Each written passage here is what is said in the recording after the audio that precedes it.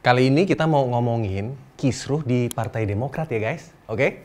Nah, kisruh rebutan kepemilikan partai tersebut kayaknya nggak lucu banget deh guys. Beneran. Soalnya kubu AHY ngatain kubu Muldoko sebagai pembegal partai. Padahal ayahnya AHY, yaitu SBY, juga pernah dituduh mencuri partai tersebut guys, dari para pendirinya. Jadinya kan nggak lucu, iya kan? Tapi kok gua mau ketawa ya?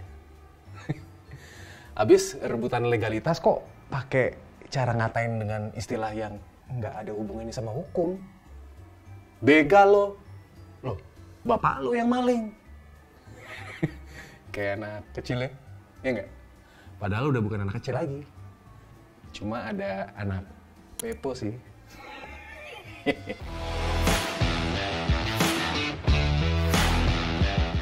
Jadi gini, pada awalnya Partai Demokrat berdiri, SBY nggak ngaku guys punya hubungan sama partai ini. Ceritanya waktu itu SBY lagi jadi menterinya Presiden Megawati. Nah, menjelang pemilu dan Pilpres 2004, Mega ngajak menteri-menterinya ngobrol. Singkatnya gini, dia nanya siapa yang mau nyapres guys. Nah, Yusril berterus terang bahwa partainya, yaitu Partai Bulan Bintang, mencalonkan dirinya. Nah, jadi Yusril jujur guys, menyatakan akan ikut nyapres. Nah, giliran SBY ditanya sama Mbak Mega, dia ngeles dong, dia nggak ngaku. Nah, terus waktu ditanya soal Partai Demokrat yang baru berdiri saat itu tuh, SBY ngibul. Beneran. Dia bilang dirinya sama sekali nggak ada hubungannya dengan Partai Demokrat. Dia malah bilang akan mendukung Megawati dalam Pilpres yang akan berlangsung tahun depannya. Nah, tapi di balik layar, SBY melakukan operasi senyap guys. Dan pencitraan terbuka yang dibiayai dengan uang negara untuk kepentingan dirinya sendiri. Itulah modusnya. Dia nggak ngaku mau nyapres supaya bebas menggalang dukungan dan bisa bikin iklan-iklan TV mengatasnamakan jabatannya pada waktu itu. Menko Polhukam. Jadi, gimana sih ceritanya dengan Partai Demokrat? Ya, sebenarnya partai ini memang dipersiapkan sebagai kendaraan politik untuk mengusung SBY dalam Pilpres 2004 lalu. Para pendirinya adalah tokoh-tokoh nasionalis yang memang kesemsem. Maksudnya emang udah jatuh cinta dengan figur SBY, si jago tebar pesona. Nah, tokoh-tokoh tersebut sudah mendukung SBY ketika Presiden Gus Dur lengser. Posisi Wapres pun waktu itu kosong. Karena Mega kan menggantikan Gus Dur, iya kan, sebagai presiden. Nah, kalangan nasionalis menjagokan SBY pada waktu itu. Namun yang terpilih oleh sidang MPR adalah representasi dari kalangan politik Islam. SBY dikalahkan oleh figur siapa ya? Hamzahas. Nah, itu sebabnya pendukung SBY segera mendirikan Partai Demokrat guys. Berlaga di pemilu dan Pilpres 2004, mereka berhasil mendudukan SBY sebagai presiden. Tokoh-tokoh pendiri Partai Demokrat merasa gembira pada waktu itu. Menaruh harapan besar, iya kan, kepada SBY. Namun, harapan tinggal harapan. Kegembiraan pun berubah menjadi kerisauan.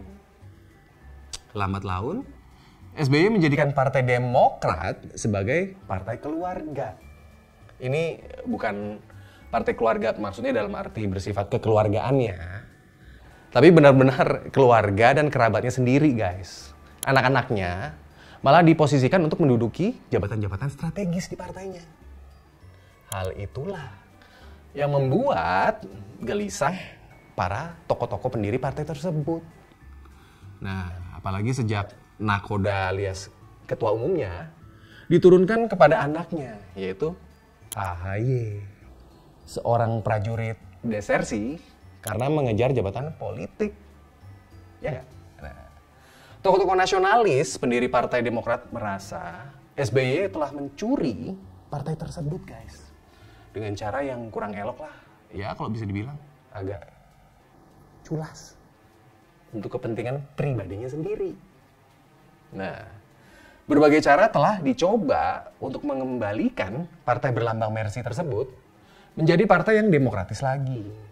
Akhirnya, sebagian dari para pendiri menemukan figur yang dianggap cocok untuk menghadapi keluarga SBY dan juga kroni-kroninya. Jagoan mereka itu adalah Pak Muldoko. Nah, baru-baru ini tersiar kabar bahwa kubu Muldoko sedang mengajukan peninjauan kembali atas putusan Mahkamah Agung pada tahun 2021 waktu lalu. Nah, sebelumnya kubu Muldoko mengajukan kasasi dengan tergugatnya Menkumham dan Ketua Umum Demokrat. Siapa? AHY. Namun MA telah menolak kasasi tersebut, guys. Ternyata kubu Muldoko belum menyerah. Mereka mengajukan upaya terakhir untuk mendapat legalitas atas kendali Partai Demokrat. PK tersebut diajukan Muldoko pada 3 Maret 2023 lalu. Sehari setelah Demokrat secara resmi mengusung Anies Baswedan, guys, sebagai bakal calon presiden. Nah, di sini nih serunya.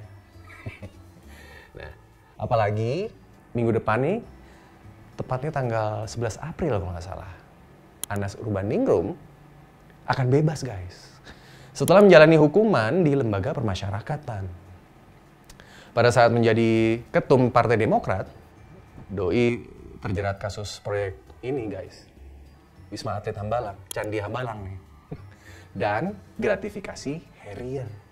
Detail penyebab hubungan panas antara Anas dan SBY selama ini tidak pernah terungkap secara gamblang, guys.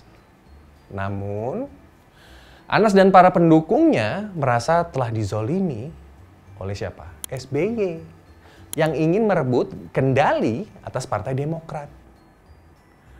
Mereka menunggu momen kebebasan Anas untuk membeberkan, ini harapannya ya, bukti-bukti kezoliman SBY tersebut.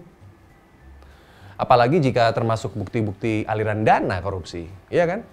Nah, ini yang menjadi penyebab Anas masuk penjara. Ini gue bacain ya, potongan dari suratnya Anas ya.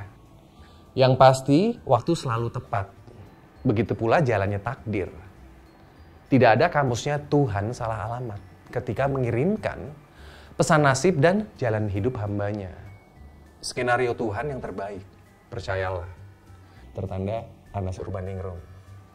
Demikian guys, potongan isi surat Anas yang ditulis pada secari kertas dan ditandatangani olehnya. Seru nggak?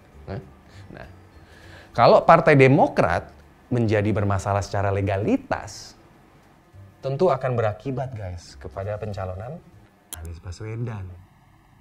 Setidaknya hal ini diakui oleh sebuah portal berita yang berwarna Partai Demokrat. Mereka kayaknya panik guys. Gerudukan kepada kubu SBY ini akan membuat pencapresan Anies berada di ujung tanduk. Oke? Gue Singi Sahid, ciao.